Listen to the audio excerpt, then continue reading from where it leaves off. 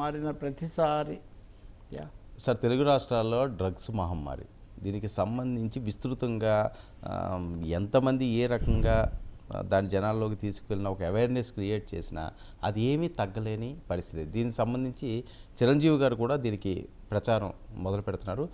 చిరంజీవి గారు బయట ప్లే చేయండి. శేఖర్కి తన కలలతో పాటు జీవితంలో మరెన్నో దూరం అయ్యాయి. ఈ డ్రగ్స్గా ఆకర్షితులై తమ జీవితాల్ని నాశనం చేసుకుంటారు. మీకు తెలిసి ఎవరైనా ఈ డ్రగ్స్ అమ్మటం కానీ కొనటం కానీ వినియోగించడం కానీ చేస్తున్నట్లయితే ఆ సమాచారాన్ని వెంటనే తెలంగాణ యాంటీ నార్కోటిక్స్ బ్యూరోకి తెలియచేయండి. మీరు చేయాల్సిన ఫోన్ నెంబర్ 87-126-71111. మీ వివరాలు గోప్యంగా ఉంచబడతాయి. బాధితులను ఆ మత్తు నుండి దూరం చేయటమే వారి ఆశయం తప్ప శిక్షించడం కాదు. డ్రగ్స్ రహిత సమాజమే లక్ష్యంగా సాగుతున్న మన తెలంగాణ ప్రభుత్వ సంకల్పంలో నాతో పాటు మీరు చేతులు కలపండి. డ్రగ్స్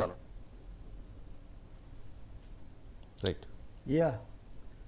మంచి విషయం కదా. ఈ మాదక ద్రవ్యాలు అనేవి నిజంగా అయితే తెలంగాణ పోలీస్ తరఫున చేశారు కాబట్టి ఆయన అది చెప్పారు. ఆంధ్రప్రదేశ్లో కూడా ఎన్నికలైన తర్వాత ప్రధాన అంశంగా ఉంది. అనిత కూడా హోంమంత్రి ఆ మాట చెప్పారు. పవన్ కళ్యాణ్ జనసేన వాళ్ళు దీన్ని ప్రధాన అంశంగా తీసుకున్నారు. విశాఖపట్నం ఆ ఏజెన్సీ ప్రాంతం అక్కడ కూడా ఈ సమస్య చాలా తీవ్రంగా ఉంది. పట్టుబడినవి అంతకు ముందు కూడా. నిజానికి ఎన్నికల సమస్యల్లో ఒక 2 నెలల ముందు భారీ మొత్తంలో డ్రగ్స్ పట్టుబడ్డాయి. అవును, అది వైజాగ్లో ఎక్కడి నుంచి ఎక్కడికి పోతున్నాయి చాలా చర్చ జరిగింది. కాబట్టి ఏం చెప్పినా ఆయా సమయాల్లో ఏదో వార్త వస్తుంది, దాని మీద మనం హడావుట్ చేస్తాం, మేము కామెంట్స్ చేస్తాం, కంటిన్యూటీ ఉండట్లేదు. మరి తెలంగాణలో అయితే కనీసం 3 సార్లు డ్రగ్స్ పట్టుకోవడము, వాటి మీద సిట్లు వేయడము. చిరంజీవి చెప్పింది ఇప్పుడు తెలంగాణ గురించి కదా.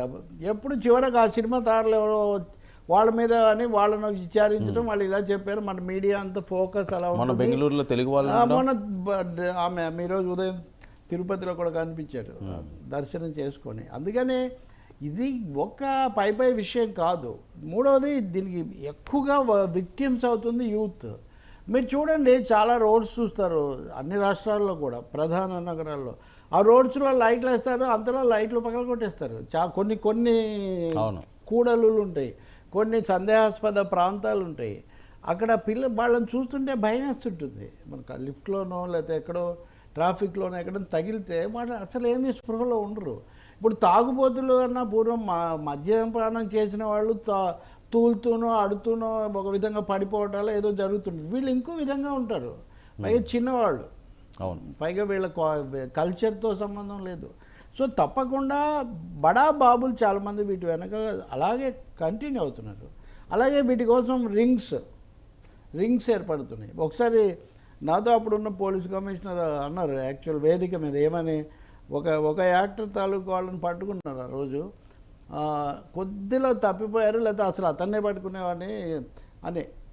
అది జరిగిన తర్వాత మళ్ళీ విచారణలు ఏవో జరిగి ఏమీ అవ్వలేదు. అందుకని ఇదేమంటే చిరంజీవి ఇలాంటి వాళ్ళు చొరవ తీసుకొని చేస్తే చాలా మంచిది. వాళ్ళు యువత మీద కొంత ప్రభావం ఎక్కువ చూపిస్తారు కాబట్టి ప్రభుత్వాలు, సమాజము, యువజన సంఘాలు ఇట్లాంటివన్నీ కలిసి ఒక పెద్ద కృషి చేస్తే చాలా ఉపయోగం అది. కానీ వాటి ఆర్థిక మూలాలు ఎక్కడ? ఆర్థిక మూలాలను, ఆ మాఫియా ముఠాలను అరికట్టడం అన్నది మొదట జరగాలి, మొదట కొనసాగించాలి, మధ్యలో వదిలిపెట్టకూడదు. అది ఇక్కడ చాలా సార్. ఇది ప్రతి ప్రభుత్వం వచ్చినప్పుడు కానీ లేదా పోలీస్ ఆఫీసర్లు కానీ ఏదైనా ఇన్సిడెంట్ జరిగినప్పుడు కానీ వాళ్ళు ఇచ్చే స్టేట్మెంట్లు వేరు, కానీ గ్రౌండ్ లెవెల్లో ఉన్న పరిస్థితులు వేరు. ఆ మాత్రం అరికట్టలేని దుస్థితిలో ఉన్నాయా? ఏం లేదండి, అదే కదా నేను చెప్పేది. ఇందాక మనం పోలీసుల గురించి చర్చించాం కదా. రాజకీయాలతో ఆ నేరాలు లేకపోతే ఆ తప్పులకు సహకరిస్తున్నారు అన్నట్టే వీటి విషయంలో కూడా ఈ అండర్ గ్రౌండ్ వర్క్ తెలియనంత బలహీనమైన పోలీస్ వ్యవస్థ మనకేమీ లేదు. పోలీస్ వ్యవస్థ అనండి, నేర పరిశోధన వ్యవస్థ అనండి, అసలు డ్రగ్స్కి వ్యతిరేకంగా స్పెషల్ సెల్స్, స్పెషల్ స్క్వాడ్స్ ఇవన్నీ ఉన్నాయి కదా. కాబట్టి ఒక పరిధి వరకే ఎక్స్పోజ్ అవుతున్నాయి, ఇవి మిగిలిన ఎక్స్పోజ్ అవ్వట్లేదు. అవి అక్కడితో ఆగిపోతున్నాయి అర్థంతరంగా. ప్రతిసారి డ్రగ్స్ మీద యుద్ధం అనేది ఒక అన్ఫినిష్డ్ టాస్క్, ఒక అసంపూర్ణ కావ్యంలాగా అది మిగిలిపోతుంది. పూర్తి వివరాలు కూడా షేర్ చేయట్లేదు. అవును, ఇప్పుడు పార్టీ జరిగింది అది ఇది అని మనం చాలా చెప్తాం. సరే మొన్న బెంగళూరుది పక్కన పెట్టండి, అంటే అట్లా చాలా సార్లు జరిగేది బయట కనిపించేది ఒకటే ఎరా. పూర్తి అంతే, పూర్తి వివరాలు కూడా మనకు వస్తాయని కూడా ఏం తెలియదు. కొంచెం అట్లా వస్తాయి, మళ్ళీ మామూలు అయిపోతాయి. కాబట్టి నేను అనేది ఏంటంటే దీన్ని ఒక విధమైన సంచలనానికో వివాదానికో లేదా తాత్కాలికమైన దీనికో కాకుండా ఒక long term war, long term struggle దీని మీద జరగాల్సిన అవసరం ఉంది. అది ప్రధానంగా నేర నిరోధక వ్యవస్థ ద్వారా జరగాలి, తర్వాత రాజకీయ ప్రభుత్వాల ద్వారా జరగాలి, మూడోది సమాజం కూడా దానికి తోడ్పడాలి. సెలబ్రిటీస్ అనండి, ఇంకొకరనండి, మొహమాటం ఉండకూడదు దీంట్లో. మొహమాటం ఉంటే మన తర్వాత తరాలు జనరేషన్లు పోతున్నాయి కదండి. స్కూల్స్లో కూడా డ్రగ్స్ అంటే చిన్నపిల్లలు కూడా మాట్లాడుతున్నారు. అవును, వాళ్ళకు కూడా వీటి గురించి వింటున్నారు. వాళ్ళకి తెలుసు. ఒకప్పుడు డ్రగ్స్ అంటే మందులు అనుకునేవాళ్ళు, కెమిస్ట్ అండ్ డ్రగిస్ట్ అని రాస్తారు కదా. ఇప్పుడు డ్రగ్ అంటే మందు అనే అర్థం పోయింది. డ్రగ్స్ అంటే మాదక ద్రవ్యం అనే ఇదే వచ్చింది. కాబట్టి వారు అంటున్నట్టుగా వివరాలు వాళ్ళకి చెప్పడంతో పాటు నిఘా వేసి ఉంచడం, దారి తప్పుతున్నారా మీరు.